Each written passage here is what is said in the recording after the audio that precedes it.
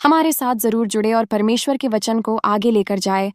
Church बनाने की सहायता करने के लिए आप हमें दी गए व्हाट्सएप पर मैसेज कर सकते हैं। धन्यवाद। परमेश्वर आप सभी को आशीष दें। आपको पता है, जब अभी हम उत्पत्ति से शुरुआत कर रहे हैं, उत्पत्ति का 3 अध्याय का हम वचन पढ़ने जा रहे हैं।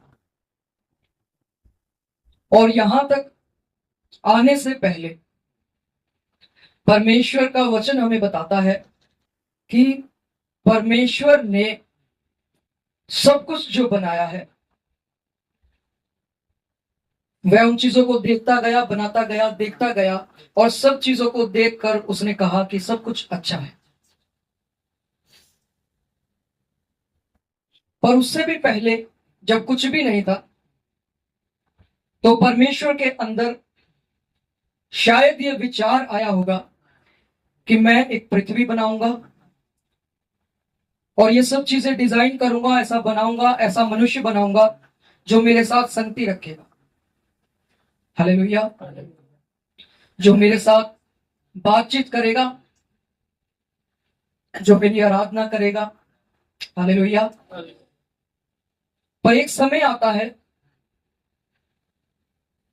ये सब चीजें एक ऐसा व्यक्ति था जो होते हुए देख रहा था, और उसको हम जानते हैं, उसका नाम है लूसीफर। लूसीफर एक ऐसा स्वर्गदूत जो बाद में शैतान बन गया, और वो इसलिए शैतान बन गया क्योंकि उसकी हरकतें जो थी वो ठीक नहीं थी। समझ पा रहे? उसके मन के भाव सही नहीं थे, इसलिए वो क्या बन गया? शैतान बन गया। उसके विचार शैतानी हो गए। उसने सोचा कि मैं परमेश्वर का सिंहासन ले सकता हूं।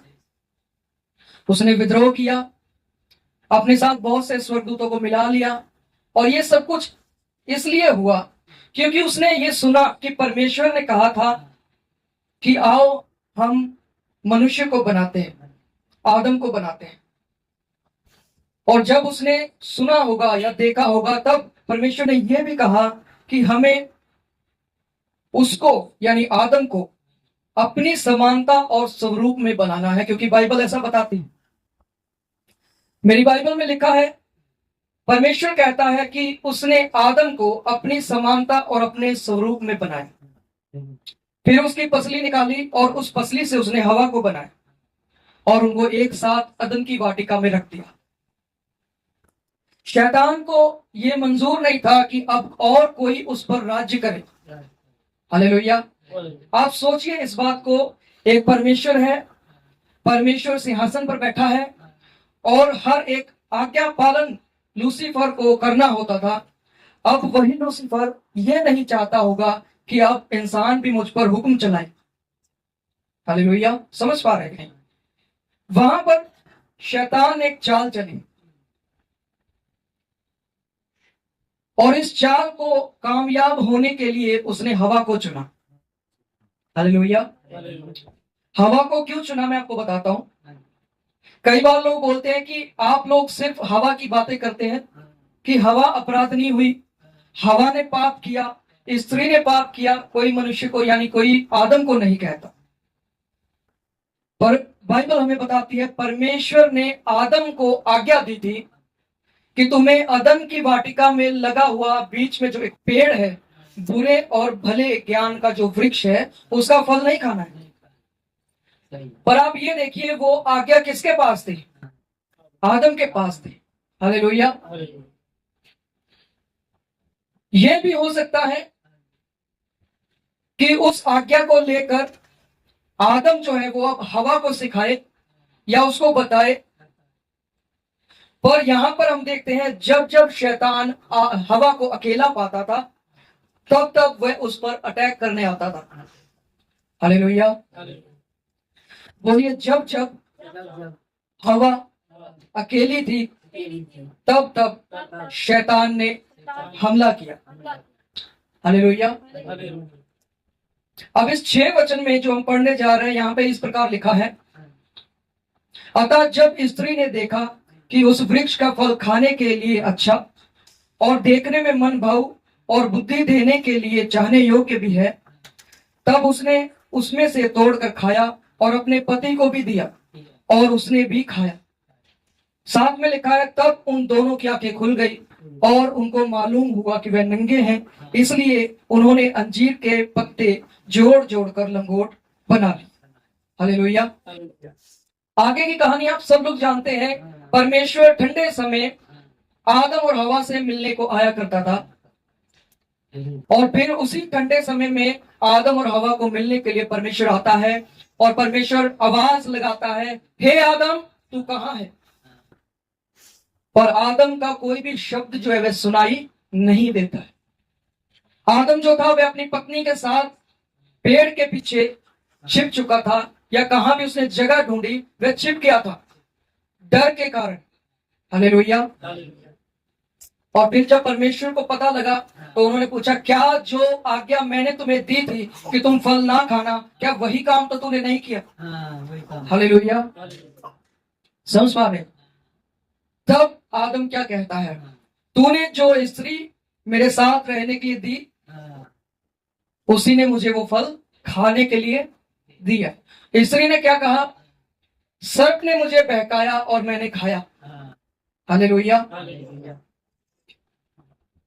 मैं आपको यहां पर थोड़ा एक बात की ओर आपका ध्यान ले जाना चाहता हूं। यहां पर लिखा है, जब शैतान स्त्री से बातें कर रहा था तो उसका ध्यान जो था वो फल के ऊपर ले जाया गया। हालेलुया। उससे भी पहले वो अदन की वाटिका में रह रहे होंगे, पर उनका ध्यान कभी भी उस फल के ऊपर नहीं गया। हो सकता है पता नहीं कितने समय तक वो उस अदन की वाटिका में रहे होंगे। हालेलुया। वो बच्चे करके बनाए नहीं गए थे, बल्कि वो जवान करके ही मिट्टी से बनाए गए थे। हालेलुया। तो पता नहीं वो अदन की वाटिका में कितने समय तक रहे। बहुत समय तक रहने के बाद भी वो फल उनकी आंखों से दूर था, और शैतान ने उनको वही चीज दिखाई जो उनके पास नहीं थी। हालेलुया। समझ पा रहे कि नहीं? आज के समय में अगर एक पति और एक पत्नी आपस में एक दूसरे से दूर है, तो वो ये ना समझे कि उनके बीच में शैतान काम नहीं करेगा। हालेलुया। समझ पा रहे? बाइबल का नया नियम, मेरी खास करके मेरी बाइबल, मैं नहीं जानता आप क्या पढ़ते हैं क्या नहीं, परंतु मैं आपको बताना चाहता हूं, मेरी बाइबल में लिखा है, जो पति और पत्नी है जब वो अलग हो तो सिर्फ इसलिए अलग हो कि वो प्रार्थना कर रहे हैं या वो उपवास प्रार्थना में जा रहे हैं। हालेलुया। पर उसके बाद वो आपस में मिले रहे। समझ पा रहे नहीं? उनका प्रेम जो है वह बना रहे। और अगर वो चीज बनी नहीं रहेगी तो बाइबल में लिखा है, कहीं ऐसा ना हो कि आपकी प्रार्थनाएं जो है वे रुक जाए। हालेलुया। यहां पर आज्ञा जो थी वो आदम के पास थी, हवा को अकेला पाकर उसको भरमाया गया, और अदन की वाटिका से खाली हवा को बाहर नहीं निकाला गया, आदम और हवा दोनों को बाहर निकाला गया। अब आपका ध्यान मैं उस फल की ओर ले जाना चाहता हूं जो आदम को दिया गया। आदम को पता था नहीं खाना है, पर फिर भी उसने कैसे खा लिया? बोलिए, उसकी पत्नी ने उसे भरमाया। हालेलुया। पत्नी ने उसे कैसे भरमाया? बोलिए, शैतान ने हवा को भरमाया। समझ पा रहे कि नहीं?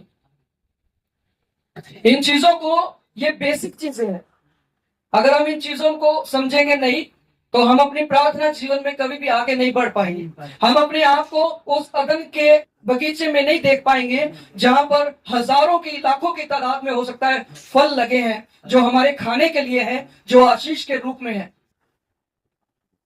हालेलुया। परंतु फिर आप यह सोचिए कि अगर आप अलग अलग रहेंगे और कोई भी एक जन अगर शैतान की ओर से भरमाया भी गया, अगर वो ये सोचे मैं तो बहुत बुद्धिमान हूं, मैं तो बहुत प्रार्थना करने वाला हूं, मैं तो बहुत उपवास करने वाला हूं, ये चीजें भी सोच करके अगर आप अलग रहे तो भी शैतान आपके जीवन में काम करेगा और वह आपको अलग अलग रखेगा ताकि आप आशीषों के वारिस ना बन पाए। समझ पा रहे? परमेश्वर यह चाहता है कि आप सदैव आशीषों के वारिस बने रहे, क्योंकि उसने आपको आशीषों के वारिस होने के लिए बुलाया है। यहोशू ने अपने लोगों के सामने एक अंगीकार किया, एक घोषणा की। उसने कहा, मैं और मेरा घराना तो यहोवा की आराधना करेंगे। तुम देख लो तुम्हें किसकी आराधना करनी है। हालेलुया। आज आपके सामने ये सवाल है, आप किसकी आराधना कर रहे हैं? क्या आपको दुष्ट बार बार वही चीजें तो नहीं दिखाता है? जैसे कि एक फल, आपके पास बहुत सारी आशीषें हैं, बहुत सारे अच्छे फल हैं खाने के लिए, पर फिर भी दुष्ट आपको वही कड़वा फल दिखा रहा है जिसके लिए परमेश्वर ने मना किया है, और वही कड़वे फल की ओर आप भागे चले जा रहे हैं बार बार बार बार। हालेलुया। और फिर आप माफी मांगते हैं, प्रभु मुझे क्षमा कर, मैंने वो फल खा लिया। अब वो फल कुछ भी हो सकता है। आप किसी को हर्ट करना जानते हैं, आप किसी की चुगली करना जानते हैं, आप किसी की निंदा करना जानते हैं, आप मूर्ति पूजा में घुस जाते हैं, आप जादू टोने में चले जाते हैं, आप अपनी आंखों से गंदी चीजें देख सकते हैं, आप अपने कानों से वल्गर चीजें सुन सकते हैं, आप अपने मुंह से गीतों को गुनगुना सकते हैं। हालेलुया। और फिर आप बोलेंगे, प्रभु मुझसे गलती हो गई। बहुत सारे फल हमारे पास है, बहुत सारी आशीषें हमारे पास है, क्योंकि परमेश्वर ने हमें पहले ही आशीषित कर दिया है, पर फिर भी हमारा ध्यान उस एक चीज की तरफ है जो दुष्ट बार बार बार बार आपको दिखाता है कि देखो वो व्यक्ति तुम्हें कोसता है, देखो वो व्यक्ति क्या करता है, तुम्हें कोसता है, वो व्यक्ति तुम्हारे खिलाफ काम करता है, उसके विचार तुम्हारे खिलाफ है, वो नहीं चाहता कि तुम आगे बढ़ो। ये विचार उस इंसान की तरफ से नहीं होते हैं जो आपको बोल रहा होता है। बाइबल बताती है, आपकी लड़ाई इस दुनिया में रहने वाले लहू और मांस से नहीं है, आपकी लड़ाई आकाश में बहने वाली शक्तियों के साथ है।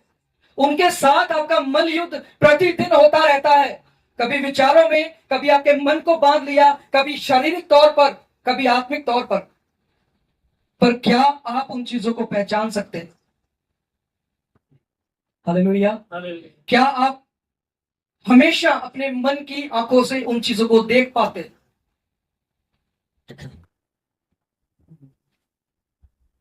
तो यहां पर आदम और हवा के पास बहुत सारी आशीषें थी, पर वो गेट, जो बगीचे के गेट थे, वो हमेशा के लिए उनके लिए बंद कर दिए गए। हालेलुया। एक तो चाहता था कि वे गिरे और उनके जीवन में आशीष ना रहे, और वैसा ही हुआ। एक गिरा तो उसने दूसरे को भी गिराया। हालेलुया। अब मैं आपको एक चीज बताता हूं, नया नियम कहता है, अगर कोई अकेला होकर गिरेगा तो वो कैसे उठेगा? इसलिए अच्छा है कि अब दो जन हैं, और जब एक गिरेगा तो दूसरा उसे उठा लेगा। परंतु अगर दोनों गिर जाए तो उनकी हालत आदम और हवा जैसी हो जाएगी, जैसे उन्हें बगीचे से बाहर निकाला गया और फिर उन्हें सजा दी गई। परंतु हमारा परमेश्वर जो है वह प्रेमी परमेश्वर है। उसने अपने लोगों को अकेला नहीं छोड़ा, उसने एक योजना बनाई, और शुरू से लेकर के अब तक वो योजना चलती आ रही है कि कोई भी जब यीशु के नाम पर विश्वास करेगा वह नाश नहीं होगा, उसे सजा नहीं मिलेगी। पर उसे सजा तब नहीं मिलेगी जब आप यीशु को कबूल कर लेंगे और फिर उसके बाद उसकी बातों को अपने जीवन में लेके आएंगे। हालेलुया। हम अपने प्रभु को कभी कभी हम अपना दोस्त भी कहते हैं, हम अपना भाई भी कहते हैं, पिता भी कहते हैं, गुरु भी कहते हैं, स्वामी भी कहते हैं। पर इन सब चीजों के लिए यीशु मसीह ने एक चीज बोली है, बोलता है, मैं उनके लिए सब हूं जो मेरे वचन को फॉलो करते हैं, जो उसको सुनते हैं और उसके अनुसार चलते हैं। हालेलुया। इसलिए लिखा गया है, बुलाए गए तो बहुत है परंतु चुने गए थोड़े हैं, कम हैं, और एक समय आएगा जब चुने हुए भी भरमाए जाएंगे। आपको अपने आप को देखना है कि आप चुने हुए हैं या बुलाए गए हैं। हालेलुया। मैं अपने विषय में कहता हूं, मैं बुलाया गया नहीं, मैं चुना गया। आप अपने विषय में देखिए, आप बुलाए गए हैं या चुने गए हैं? समझ पा रहे हैं? तो कभी भी अपने आप को एक दूसरे से अलग होने ना दें। अगर एक व्यक्ति प्रार्थना में ज्यादा बढ़ रहा है, दूसरा नहीं बढ़ेगा, तो उन दोनों में दूरियां बनी रहेंगी। हालेलुया। एक के पास आज्ञा थी, मैं कहूं अगर दूसरे के पास नहीं थी, तो उनमें दूरियां बनी और वो परमेश्वर से दूर हो गए, दोनों ही दूर हो गए। हालेलुया। इसी प्रकार आज के समय में लोगों की एक जो नींव होती है वो कमजोर हो चुकी है, और इसलिए कमजोर हो चुकी है क्योंकि उनका ध्यान उन चीजों पर है जो खत्म होने वाली चीजें हैं, जो खत्म हो जाएंगी, जिनका नाश कर दिया जाएगा। हमारा भरोसा उन चीजों पर आ चुका है जिन चीजों के विषय में लिखा है कि ये चीजें तो घास की तरह और फूल की तरह, जो सुबह तो ताजे होते हैं परंतु धीरे धीरे शाम होते होते वे मुरझा जाते हैं, जल जाते हैं, खत्म हो जाते हैं। हालेलुया। तो इसलिए मैं आपको एक चीज कहना चाहता हूं, आपका ध्यान जो है उस फल पर ना हो जो दुष्ट आपको दिखाता है, उन बातों पर ना हो जो दुष्ट आपसे कर रहा है, आपके मन में होकर, आपके विचारों में होकर, पर आपका ध्यान सदैव परमेश्वर की प्रतिज्ञाओं पर, उसके वायदों पर हो। आप ये सोच सकते हैं कि आपके जीवन में तो कोई आशीष नहीं है, पर बाइबल ऐसा कहती है परमेश्वर ने आपको आशीषित किया है और आपके पास सदैव की, हमेशा की आशीषें हैं। हालेलुया। इसलिए बोला जाता है अंगीकार किया करो, इसलिए बोला जाता है घोषणाएं किया करो। घोषणाएं करना, अंगीकार करना जरूरी है। हालेलुया। आइए हम अपने मेन वचन में आते हैं और हम निकालेंगे यशाया उसका 40 अध्याय।